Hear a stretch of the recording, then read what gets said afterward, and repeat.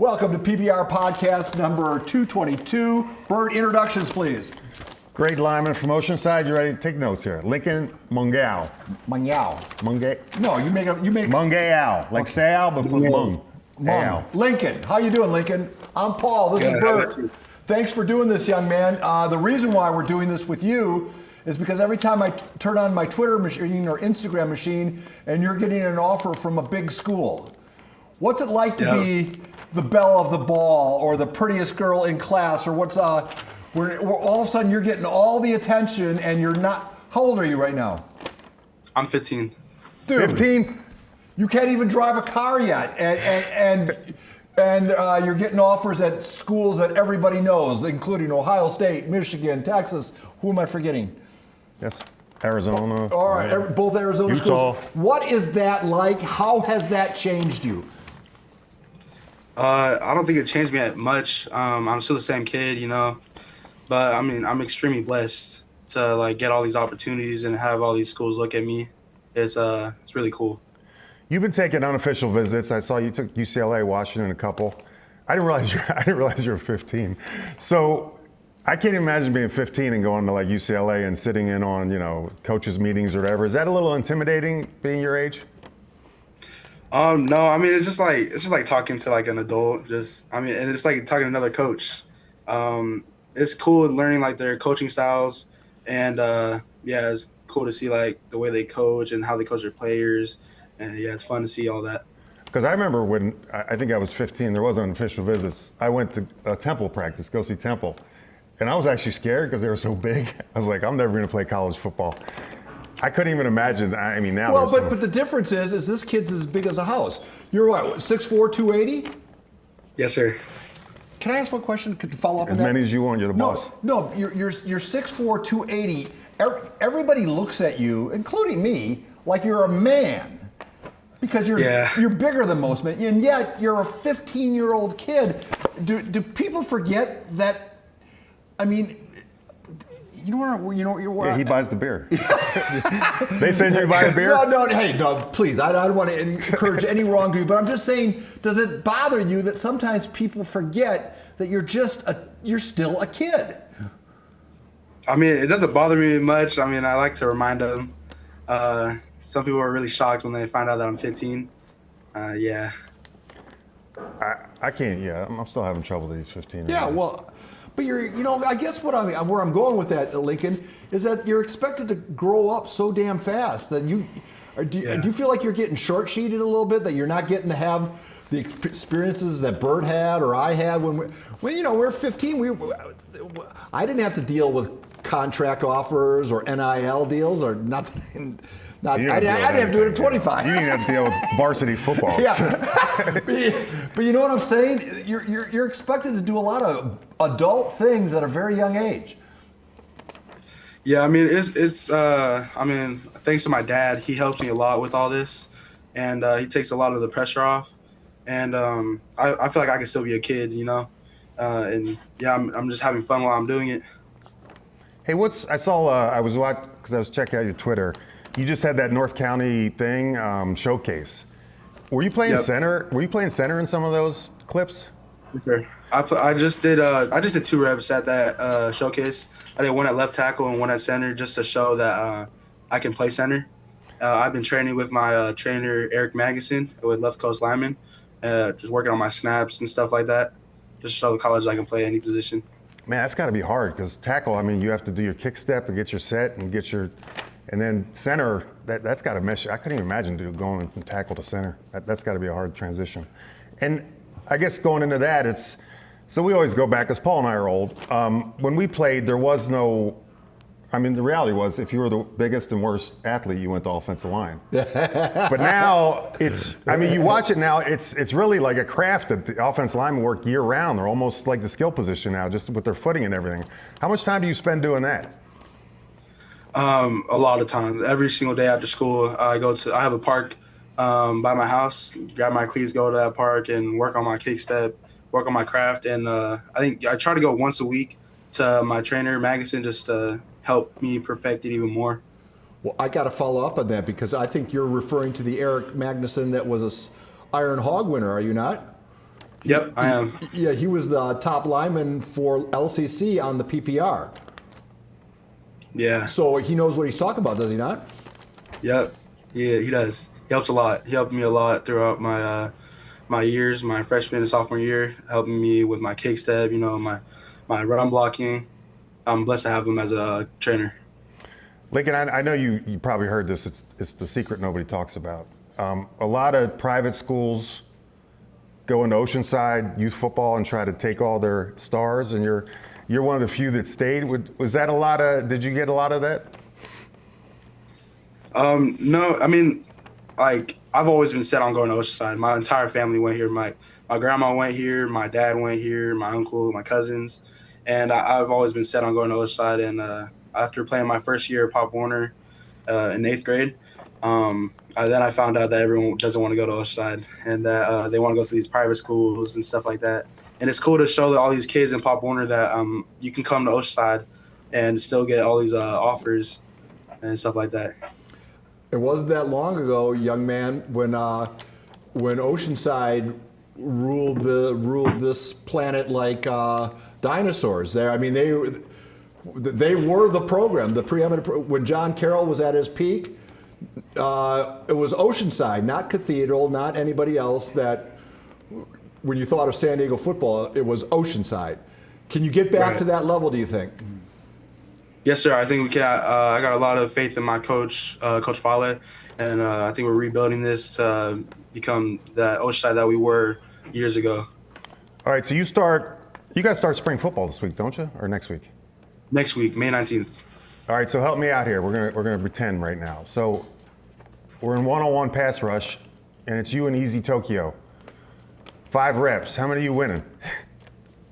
My goal is to beat him all 5 times, but I'm sure his goal is to beat me all 5 times as well. How good is he? He's good. He's a good player to go against, and good to have that competition every single day during practice. It's fun.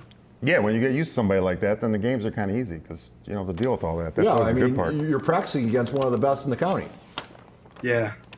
So I want to go back to Paul's thing, the Oceanside pressure, because, not the pressure part, but there's been so many great players come out of there, so many Pacific Islander great players.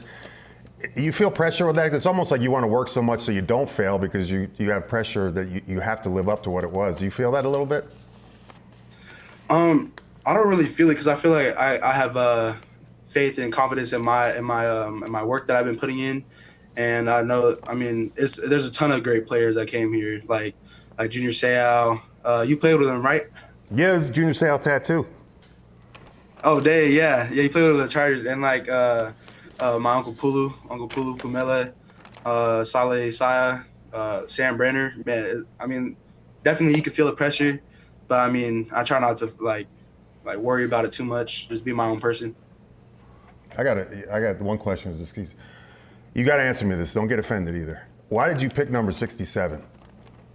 My dad wore it, my dad wore it in high school, and also nobody wears 67. I know, that's what I was thinking. I'm like, man, that's the most boring number there is. Hold it. Do you have a picture of your old man wearing 67 anywhere? I'm sure there's a picture somewhere, but I don't have it on me right now. But dude, you got to get that for me before the day's over. I will. I'm sure he has it. You call him when we get done with this and get on him. I need that picture because I want to include that in this. And it's such a plain number. I couldn't even get a 67 tattoo if I had a friend 67. I wouldn't even do a 67. It's just like I can't remember anybody ever wearing 67. You got to get me pictures of all those guys he just mentioned, Brenner and all those guys, Junior, when they all played at Oceanside. Come on, you got nothing else to do today. That's true. All right. Help me out. All right. Give me. Who you mentioned? Brenner. You mentioned Seau. Who else did you mention? Saleh Saya, Pulu Pumele. All right. Say that. Also, say that. Pulu Pumele. Saya. Say it. Well, that one I won't say. Hey, can I have a question for you because I frequent the recruiting sites, the 24/7s and all those things that you probably look at daily. I don't as much, but everywhere I see you as projected as an interior offensive lineman, but the money is on the outside. I mean, or has that changed now? Now with some of the big deals that the guards are signing, is the money more evenly dispersed? I hate to reduce your life to a dollar sign, son, but isn't the fun being a tackle as opposed to being a guard or center?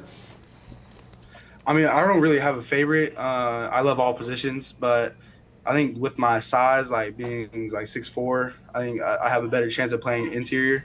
But that money doesn't really mean a lot to me about my position. It's really about what I want to play in college. Yeah. Do you look at because I don't think the linemen do as much, but all the skill players are a little more flashy. They all are obsessed with their stars, 3-star, 4-star, 5-star. And you probably know you have to go to these paid camps to actually get 4 or 5 stars.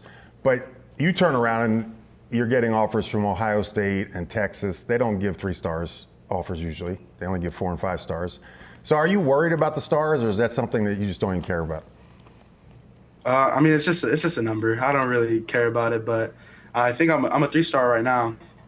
And yeah, but it's just a number. It doesn't really mean much to me. I'm going to make a prediction. Oh, you'll be a 5, yeah. Yes, thank you. That was my prediction. No, sorry, I don't mean to cut in there, Dad. My prediction is there's going to be more stars next to your name, whether you put credence or not. How many stars were you? 5. No, we didn't have stars when I played. What are you talking about? We didn't have stars. But would you have been a 5-star? I've been a 5 planet. But I mean, I don't know that you care. I just know you're going to have a lot of stars next to your name because you fit all the metrics, right? I mean, you're big, you're quick, I guess the one thing that they want a lineman with a mean streak. Do you have a mean streak on the football field? Because you seem like such a nice gentleman. I'd want my daughter to date you. But wait, Andy has a 4.0. He's a 4.0 student. Okay, well, we'll get to that. And look, you got a nice smile. You're congenial. You look people in the eye. You got a lot going for you besides your football talent.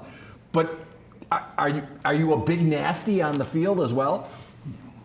I mean, I get that a lot from friends that you would never expect me to be the way I am on the field, just the way I am off the field, just a nice guy. I mean, that's how I was raised, just to be respectful, nice, So, but I was also raised to be nasty on the field, So that comes out. Yes, sir. And I'm sure anybody who's played opposite you would probably back that up, right? Yeah, well, we brought this up before at the gala. The nicest person I think I've ever met in my life is Troy Polamalu. And the biggest assassin probably on the field. Yeah, but he's such a gentleman. Yeah. He was so kind. Young man, let's talk about the schoolwork. Let's say this football thing, say it evaporates and you I don't know, it doesn't work out. What do you want to do with your academic side of your life?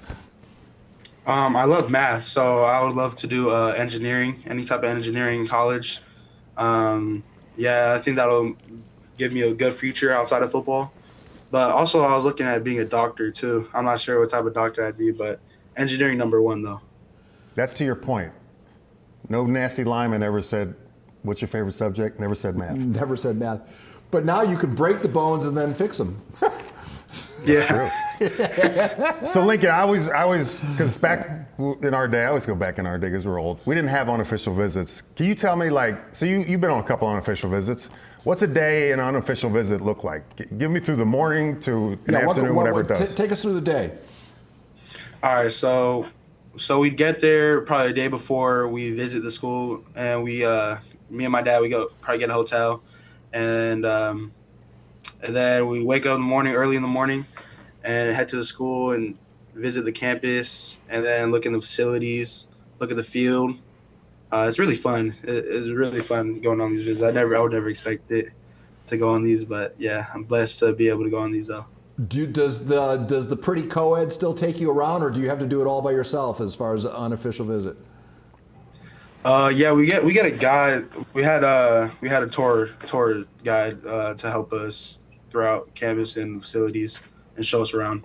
So it's all football, so you don't ask to go see the math lab or anything like that? Math, not meth.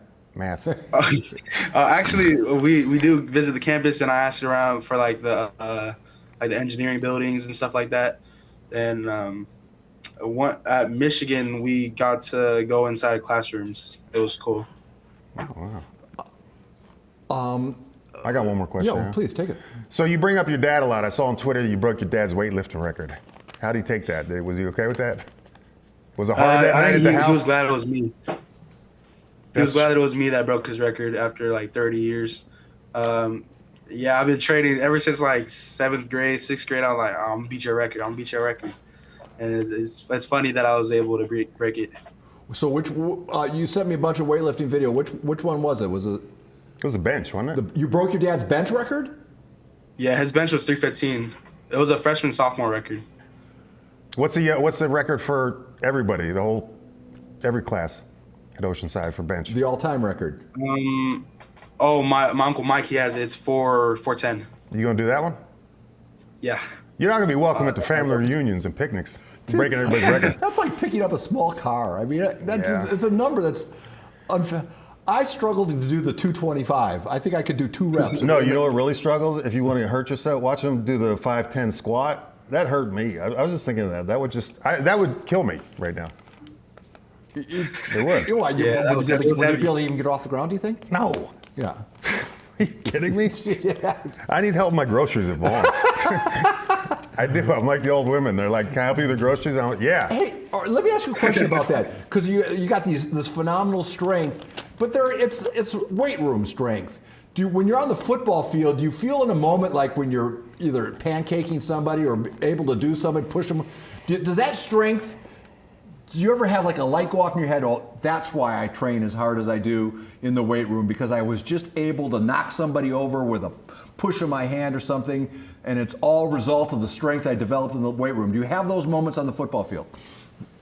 Yeah, all the time. Like after a play, I'll be like, "Oh, this is what I'm training for. That's what I'm training for." After like pancaking somebody, like this is what all that hard work's for. Getting strong in the weight room.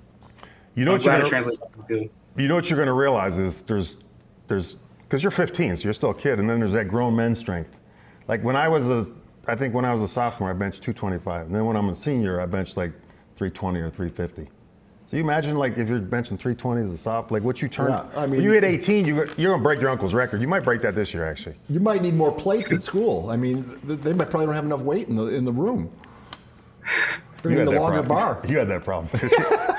You have the same problems Paul had in the weight room. This exact same problem I that Paul needed had. more plates of food. All right, I got another question. So you're a sophomore last year. Again, don't tell me you started last season and you were 14 years old. Were you 14 during the season? Yes, sir, I was. I'm leaving. I just turned 14. You'll start in varsity at 14. You're playing in that league, that schedule at the age of 14. Yep. Do you ever give yourself a pat on the back? First of all, you got to give your parents a pat on the back, because the bloodline is pretty significant, dude. So you should probably give them a hug today. But still, I mean, the thought of crazy. playing in that league against that competition at 14, did Junior do that? I don't know. Did Junior do that? Did he start? I'm not sure. Yeah. I mean, not many kids. God bless, son. Yeah. I mean, I hope on a day when you're not having a good day, you look in the mirror and say, "Hey, I was starting at age 14."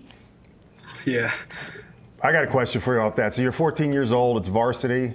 Who's the toughest Dlineman you faced last year? Can't be on your team. Can't be practice. Who's the toughest one? You're like, I don't want to play this team again. I don't really remember. I remember like every single team we played, it was going against like a senior, and they were really strong. And I'm glad to have my left tackle was David Portisano. He helped me a lot, like with my plays and like the like different or how to go against these older, stronger guys. It was cool. And how do you go against the older, stronger guys? What's the secret? Get low. Got to get low on them. Low man wins. Yep. Is it hard getting low when you're 6'4"? Because you're probably gonna end up like 6'6". I think my hips used to be bad, really, but like after in high school, I got my hips good, and I can get low on these guys now. So you said earlier you didn't start playing football until 8th grade? Yeah, that was my first year playing. Why'd you wait so long? My parents didn't want to rush me into playing football. They said there was really no point in it, because usually when you start really young, you learn bad techniques from all these coaches in Pop Warner. And I was blessed to have my dad as a coach in 8th grade, so he taught me the good stuff, I guess, and got me ready for freshman football. And I'm glad that they waited. Yeah, for the record, I couldn't agree more. I didn't start playing till 8th grade, and you look at some of these, and like you said, if you start playing youth and you get a different coach, not all bad, but mostly bad, you get a different coach every year that might work at Staples, and you just get these bad habits you can never get out of by the time you're in high school. That's fascinating. Plus, you want kids to have a well-rounded sports background, right? Don't you want to play in as many different sports as possible? Yeah, but I mean, just the Before you youth. specialize. We had Todd Durkin on. He was on last week. He's a physical trainer of all the big LT, Drew Brees. He's pretty renowned NFL trainer, and he was saying he didn't want kids to start specializing until they were 12, 13. Yeah, just go ahead and play other sports and have fun. Play sports and have fun and be a kid, which I want. That's my, I don't know you, Lincoln, and this is the first time we're meeting, but that's my worry is I want you to please be a kid. I am. Don't forget to live a little bit. I mean, because you're. I went to a camp last summer for kids and for a friend, he said, "Oh, can you do the D-line stuff?" Kids are all there and they're like throwing forearm shivers and flippers like it's 1970. And I'm like, "Where'd you learn that?" He's like, "My coach. He's a fireman." And I'm like, "Oh." but you can't get out of those habits. It's bad at some moment. And then you go next year and the guy that's a bouncer at the bar is the coach. And then you go the next year, the next age group, and it's the guy that works at Staples. And then, you know where I'm going. I understand. So you want to be around quality coaching. And yeah, and if you're going to play, research who the coaches are, and then go to that organization. All right, so that's one piece of advice we're giving people. For all the young people watching this, but you are a young person. Yeah. What is the best advice you've received so far? I'm sure you're going to get a lot more as the years go by. But who's in your head right now? I assume it's your dad. What's the thing that echoes in your head when you're either playing or you're out and about with your buddies and you have to make a quality decision about who you hang out with? What are some of the things that you think about that constitute adult advice? Really, one thing is simple: God's watching. So I always think about that when I'm hanging out with my friends and stuff like that, or when I'm working out. Keep your head down, block the noise, and stay humble. That's a big one that my parents always tell me. Are you in school right now? Yes, I am. You're not skipping math class, are you? This is my math class, but I told my teacher. She said it's fine. Damn, we got you out of your favorite subject. Well, it's probably you're going to get an A in it anyway. So you can miss one class. All right. Well, listen, we're going to wrap this up. You got anything more for him? Yeah, I got one more question. Lincoln, you got a 4.0, math's your favorite subject. What's your least favorite subject? I don't really have one. I like all my classes, especially because all my teachers are cool. They make me love all the subjects. You're too nice, man. You're too nice. Man, he's just too nice, Paul. I gotta say, young man, this has been a pleasure. I didn't know. I know you're young, and pay no attention to that. I know I was worried, and here you are. You're. God bless the adults in your life. Yeah. Because kids like you don't happen by accident, and it is an honor to talk to you. I know you're going to be odds-on favorite as a junior. Well, there's also the kid from Lincoln. Yeah. Yeah. Boy, the competition for the. Cathedral too. There's a few. Yeah, I mean, but you're going to be in the running for the best lineman in the county, the Iron Hog. What would it mean to you to win an award like that? It would mean a lot. I mean, it would be really cool to be able to have that award under my belt. But yeah, there's a lot of competition, and I'm hoping to be the top of that. Do you have any records at your high school? No. Well, I had most consecutive games without having my jersey. Most consecutive starts without having to launder my jersey. I was. My coach said, "Man, you have some great sideline awareness." I'm sorry, Lincoln. We shouldn't have got you out of math class for this. Lincoln, it's an honor, young man. What do I need from you? Let's see. What's the one thing you're going to get me today before the day's over? Picture of your dad. Picture of my dad. 67. 67. And if you got any other pictures of you and him, I want it. The flashiest number in football history. Otherwise, just to review, we're going to put this up on YouTube right now, and then I'm going to start cutting it up later in the day, and I'm going to be watching the clock, waiting for you to send me a picture of you or your dad in number 67. Bert, you're going to try to track down those other guys. Yeah. Uh-huh. Lincoln, Do me a favor. Can you just send me the names that you said? Because I already forgot them all. The Oceanside greats, and then I'll track it down. And Lincoln, if there's pictures of them anywhere in the athletic room or something that you have your cell phone out, you could save us time looking for them by just snapping the pictures and sending them to us. Okay. Thank you, Lincoln. I give you permission to miss your He's next even class. doing our job for us. Yeah. That's how good he is. Well, I just want to do this right by you, Lincoln. And hey, one last thing. You know, you're going to be approached by a lot of different people to make your announcement when you make your college decision. Where do you think Bert, let's go back in time. Yeah. Say you had a big college, you had all these prominent schools, but you wanted to maximize your exposure when you made it, and I'm going to go to, where would you do that?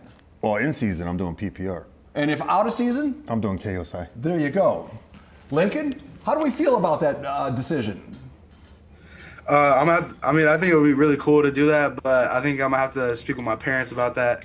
They'll help me make the decision. Fair enough. Just know the offer is there, and that I'll probably pester you once or twice as you get closer. But young man, we would be honored to share that moment with you. Thank you. All right. Hold on, I got one more question. Lincoln, how come I never see you at the Strike Force games? Oh, I was there with my team. We watched, I forgot which game it was, but me and my team, we all came out there to watch that game. It was fun. All right, I'm gonna send you some tickets for the next game. It's Aloha Night, May 25th, I think. So you better go. All right. Yeah, that'd be fun, Coach. Thank you. All right. How many you need? 5. All My right. family. PPR podcast number 222, featuring the young man Lincoln. I was practicing. Lincoln Mageo. Mageo. Lincoln, you're a delight to talk to. I wish nothing but good things for you, mostly health and happiness. And please send me that picture of number 67. PPR podcast 222 is over. Turn off the machines. Thank you, Lincoln. Thank you for having me.